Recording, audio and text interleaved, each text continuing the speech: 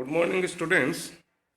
इस वीडियो में हम बीएससी पार्ट फर्स्ट के डिस्क्रीट मैथमेटिक्स में principal of inclusion and exclusion से संबंधित कुछ एक प्रॉब्लम्स को सॉल्व करेंगे। उसमें फर्स्ट प्रॉब्लम है कि 42 विद्यार्थियों की एक कक्षा में प्रत्येक विद्यार्थी क्रिकेट, हॉकी तथा फुटबॉल में से कम एक खेल अवश्य खेलता है। कुल 14 विद्यार्थी क्रिकेट, 20 विद्यार्थी हॉकी तथा 24 विद्यार्थी फुटबॉल खेलते हैं।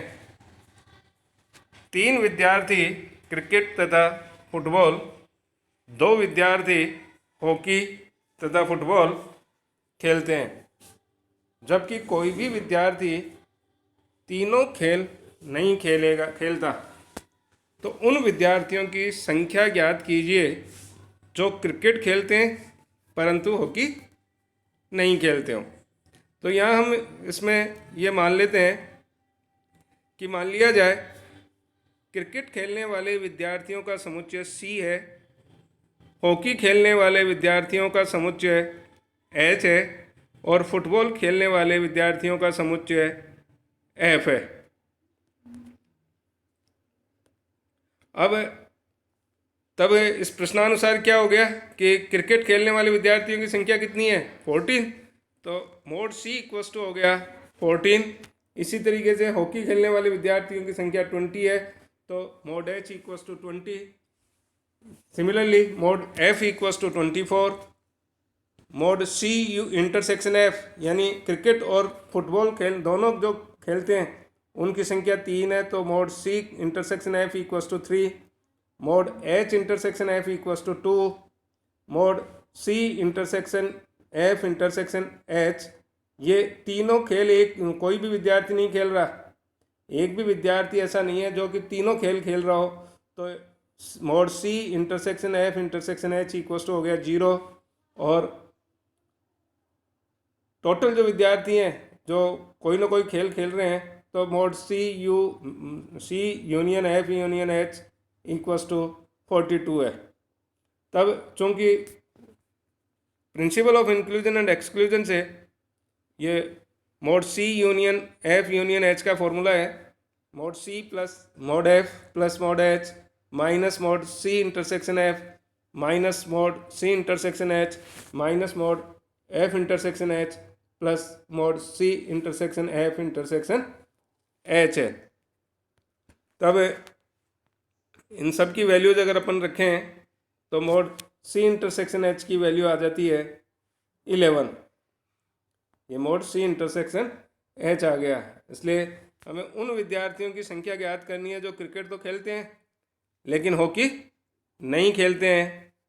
तो उन विद्यार्थियों की संख्या हो जाएगी mod C intersection H dash, और mod C intersection H dash की वैल्यू क्या होगी? Mod C minus mod C intersection H, तो इसकी वैल्यू आ गई 3। यानी उन विद्यार्थियों की संख्या जो क्रिकेट तो खेलते हैं लेकिन हॉकी नहीं खेलते, उनकी संख्या होगी 3। अब हम आगे बढ़ते हैं। अगला क्वेश्चन है 100 से छोटी अभाज्य संख्याओं की कुल संख्या ज्ञात करनी है। इस 100 से छोटी जितनी भी अभाज्य संख्याएं उन वो कितने नंबर होंगे, उनकी कितनी संख्याएं होंगी वो।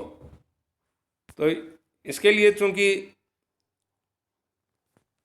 100 से छोटी जो भाज्य संख्या है उसका कोई भी अभाज्य गुणनखंड √100 इक्वस टू 10 से अधिक नहीं हो सकता।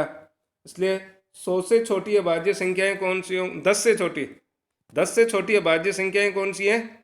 2, 3, 5 और 7। इसलिए सर्वप्रथम हम 100 से छोटे उन पूर्णांकों की संख्या ज्ञात करेंगे जो 2, 3, 5 या 7 से विभाज्य हो, क्योंकि 100 से छोटी जितनी भी भाज्य संख्या है उनका कोई भी अभाज्य गुणनखंड 10 से ज़्यादा नहीं हो सकता। इसलिए 10 से छोटी जो भी अभाज्य संख्या है वो कौन कौन सी हैं? 2, 3, 5 और 7। इसलिए हमें पहले क्या निकालना है कि 100 से छोटे उन सभी पूर्णांकों की संख्या निकालनी है जो कि 2, 3, 5 या 7 से विभाज्य हो। अब हम कुछ एक समुच्चय मान लेते हैं कि मान लिया जाए A1 1 से 100 के मध्य 2 से विभाज्य पूर्णांकों का समुच्चय है, इसलिए इसी तरीके से A2 ये 1 से 100 के मध्य 3 से विभाज्य वाले पूर्णांकों का समुच्चय है। इसी तरीके से A3 इक्वल्स टू है 1 से 100 के मध्य 5 से विभाजित होने वाले पूर्णांकों का समुच्चय है, और A4 ये 1 से 100 के मध्य 7 से विभाजित होने वाले पूर्णांकों का समुच्चय है।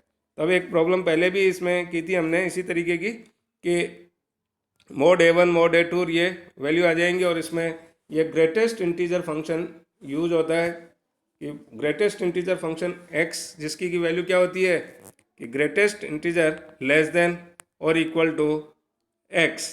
तो उससे अपने पास मोड A1 की वैल्यू आ गई 50, मोड A2 की वैल्यू 33, मोड A3 की वैल्यू 20 और मोड A4 की वैल्यू 14 है। जैसे मोड A4 में क्या आ रहा है, ग्रेटेस्ट इंटीजर फंक्शन है किसका 14.28 का, तो इस ग्रेटेस्ट इंटीजर फंक्शन ऑफ 14.28 की जो वैल्यू होगी वो क्या होगी, ग्रेटेस्ट इंटीजर लेस देन और इक्वल टू 14.28। तो 14.28 से छोटे जितने भी इंटीजर्स हैं उनमें ग्रेटेस्ट इंटीजर कौन सा है, वो 14 है, तो मोड A4 की वैल्यू हो गई 14। इसी तरीके से अब आगे बढ़ें तो मोड A1 इंटरसेक्शन A2 ये वैल्यू हो जाएगी, ये क्या हो जाएगा 1 से 100 के मध्य 2 और 3 अर्थात 6 से विभाजित होने वाले पूर्णांकों की संख्या हो जाएगी, जो कि ये आ गई 16। इसी तरीके से मोड A1 इंटरसेक्शन A3 ये 10, मोड A1 इंटरसेक्शन A4 ये हो गया 7, और mod A2 intersection A3 equals to 6। Mod A2 intersection A3 क्या है, जो 100 से छोटी उन पूर्णांकों की संख्या है जो कि 3 और 5 से विभाजित होती है, अर्थात 15 से विभाजित होने वाले पूर्णांकों की संख्या है, तो ये आ गई 6। अब इसी तरीके से मोड A2 इंटरसेक्शन A4 हो गया 4, मोड A3 इंटरसेक्शन A4 हो गया 2, और mode A1 intersection A2 intersection हो गया 3। Mode A1 intersection A2 intersection A3 का क्या मतलब है कि 1 से 100 के मध्य उन पूर्णांकों की संख्या जो कि 2, 3 और 5 से विभाजित होते हैं, तो इनकी संख्या हो गई 3।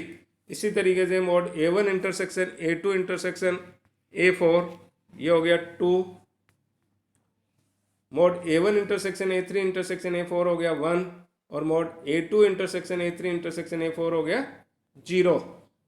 क्यों, क्योंकि 100 डिवाइड ये 1 से 100 के मध्य उन पूर्णांकों की संख्या जो 3, 5 और 7 से विभाजित होते हैं, यानी 105 से विभाजित होते हैं, तो एक ऐसा कोई पूर्णांक नहीं होगा। और similarly mode A1 intersection A2 intersection A3 intersection A4 हो गया ये भी 0। इसलिए 1 से 100 के मध्य उन पूर्णांकों की संख्या जो कि 2, 3, 5 या 7 से विभाजित होते हों, तो उनकी संख्या ज्ञात करने के लिए क्या फॉर्मूला काम में लेंगे कि mode A1 union A2 union A3 union A4 का, तो ये वैल्यू हो गई, ये फॉर्मूले से आ जाएगा कि mode A1 plus mode A2 plus mode A3 and so on. तो इस तरीके से ये principal of inclusion and exclusion का फॉर्मूला यहाँ काम में लें, और mode A1 mode A2 and so on इन सभी की इसमें वैल्यूज़ रखें, तो ये वैल्यू अपने पास आ जाती है 78। यानी 1 से 100 के मध्य उन पूर्णांकों की संख्या जो कि 2, 3, 5 या 7 से विभाजित होते हैं उनकी संख्या हो गई 78। इसलिए 1 से 100 के मध्य उन पूर्णांकों की संख्या जो 2, 3, 5 या 7 से विभाजित नहीं होते हो, तो उनकी संख्या हो जाएगी 100 माइनस 78 मीन्स 22। अब ये सभी 22 संख्याएं अभाज्य होंगी, लेकिन साथ ही जो है 2, 3, 5 और 7 ये इनमें सम्मिलित नहीं होंगी, जो खुद भी अभाज्य संख्याएं खुद भी अभाज्य हैं। इसलिए अभाज्य संख्या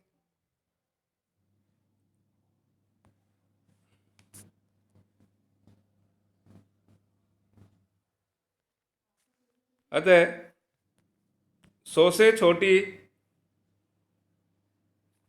साथ ही जो है वन भी जो है अभाज्य संख्या नहीं है। ये जो 22 संख्या है उनमें से वन ऐसी संख्या है जो अभाज्य नहीं है। इसलिए अपनी जो अभाज्य संख्याएं होंगी 100 से छोटी वो अभाज्य संख्याएं जो 2, 3, 5 या 7 में से विभाजित नहीं होंगी, उनकी संख्या क्या हो जाएगी? 22 + 4 और -1। ये 22 आई, इसके साथ ही 2, 3, 5 और 7 ये भी है, ये भी अभाज्य संख्या है, लेकिन 1 अभाज्य संख्या नहीं है तो 1 को 1 कम कर देंगे तो ये वैल्यू आ गई अपने पास 25। इसलिए 100 से तक की जो से छोटी जितनी अभाज्य संख्या होंगी उनकी कुल संख्या हो गई 25। इसी प्रकार से अगला क्वेश्चन है कि कितने प्रकार से अंग्रेजी वर्णमाला के अक्षरों ए ई ई ओ इनको इस प्रकार से विन्यासित किया जा सकता है कि एक ही प्रकार के सभी वर्ण या अक्षर एक खंड के रूप में उपस्थित नहीं हो।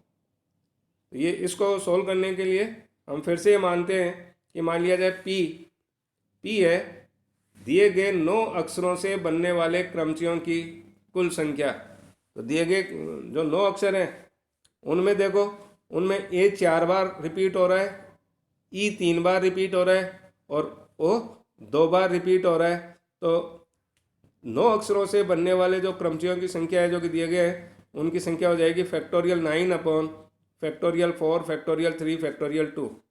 और इसको अगर सॉल्व करते हैं फैक्टोरियल 9 की वैल्यू कैसे निकालोगे? 9 into 8 into 7 into 6 into 5 into 4 into 3 into 2 into 1।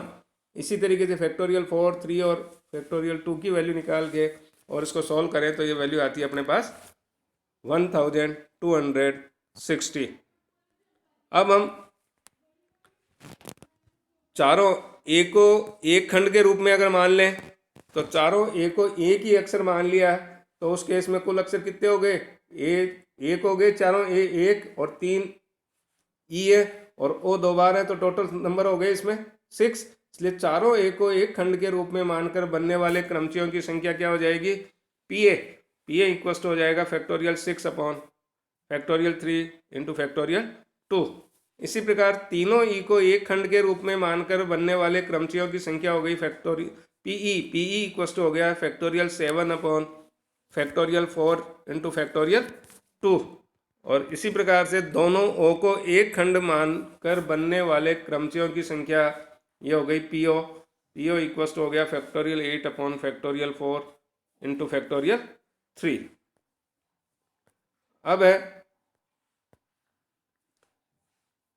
फिर से अगर चारों ए को एक खंड मान लें और तीनों ई को, चारों ए को एक खंड मान लिया और तीनों ई को एक खंड मान लिया, तब इस प्रकार से बनने वाले क्रमचियों की संख्या क्या हो जाएगी? P A intersection E equal to factorial 4 upon factorial 2।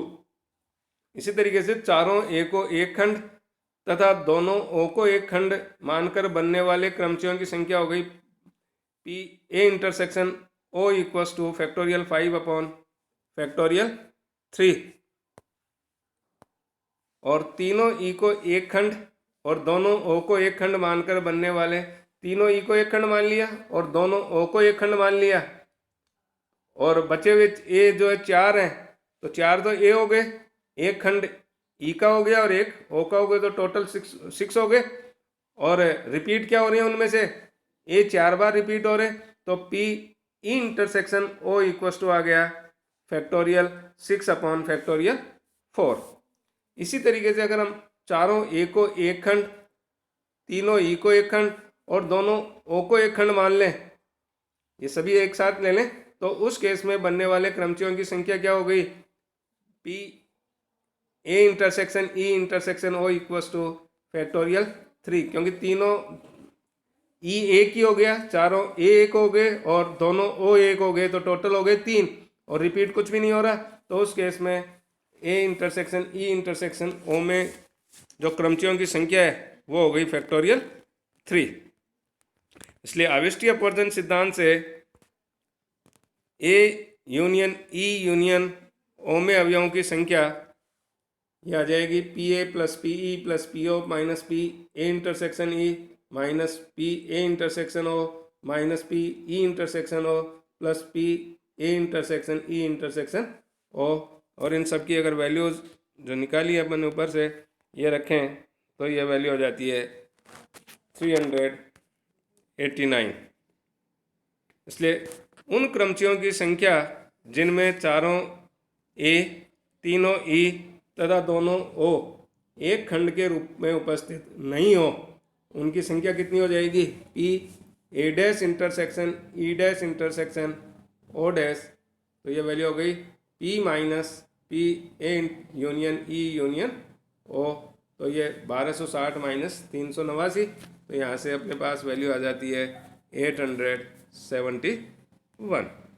इसी प्रकार का एक अगला क्वेश्चन और है कि कितने प्रकार से अंग्रेजी वर्णमाला के 26 अक्षरों को, जो अंग्रेजी वर्णमाला के 26 अक्षर होते हैं, उनको विन्यस्त किया जा सकता है कि सन SUN सन, TEAT BOY boy and girl GIRL, इनमें से कोई भी शब्द प्राप्त नहीं हो।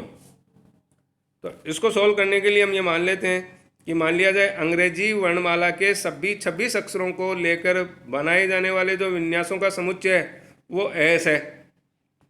तब इसमें मोड एस में जो एस में अवयवों की संख्या होगी यानी मोड एस, यानी 26 अक्षरों को लेकर कितने शब्द बनाए जा सकते हैं, वो हो गए फैक्टोरियल 26। अब मान लेते हैं कि ए उन क्रमचियों का समुच्चय है जब समुच्चय एस के क्रमचियों में SUN यानी सन शब्द उपस्थित हो। तो जब सन शब्द उपस्थित होगा तो एस अंग्रेजी वर्णमाला के जो 26 अक्षर हैं उनमें से एस, यू और एन को एक ही अक्षर मानेंगे। तो उस केस में कितने अक्षर हो गए? उस केस में 26 में से 3 अक्षर कम कर दो तो 23, और 23 में एक ये जो पूरा सन है इसको एक मान के चल रहे हैं, तो उस केस में अपने पास हो गए 24 अक्षर। तो 24 अक्षरों से बनने वाले जो क्रमचियों की संख्या है वो हो जाएगी फैक्टोरियल 24। इसलिए मोड ए इक्वस टू आ गया फैक्टोरियल 24। इसी तरीके से अगर हम देखें तो बी इक्वस टू उन क्रमचियों का समुच्चय है जब समुच्चय एस के क्रमचियों में टी शब्द उपस्थित है, अर्थात मोड बी इक्वस टू भी क्या हो जाएगा? फैक्टोरियल 24। इसी तरीके से सी इक्वस टू उन क्रमचियों का समुच्चय जब समुच्चय एस के क्रमचियों में बॉय शब्द उपस्थित हो, तो अर्थात मोड सी इक्वस टू भी क्या हो गया? फैक्टोरियल 24। और डी इक्वस टू है उन क्रमचियों का समुच्चय जब समुच्चय एस के क्रमचियों में गर्ल शब्द उपस्थित हो, या तो गर्ल में 4 अक्षर हैं, तो इसलिए मोड डी इक्वस टू क्या हो जाएगा? मोड डी इक्वस टू हो जाएगा फैक्टोरियल 23। इसी प्रकार ए इंटरसेक्शन बी ये उन क्रमचियों का समुच्चय जब एस के क्रमचियों में सन, टी ये शब्द उपस्थित हो, तो उस केस में mod A intersection B equals to आ गया फैक्टोरियल 22। क्यों? क्योंकि सन शब्द एक हो गया और टी शब्द एक हो गया, तो जो 24 में के अलावा 2 शब्द और कम कर दो उसमें, तो टोटल जो 26 अक्षर थे, 26 अक्षर में से 6 अक्षर कम किए 20 हो गए, और उनमें SUN और TEA ये दोनों एक एक वर्ड और लें तो इस तरीके से अपने पास 22 अक्षर हो जाते हैं। तो mod A intersection B equals to हो गया फैक्टोरियल 22।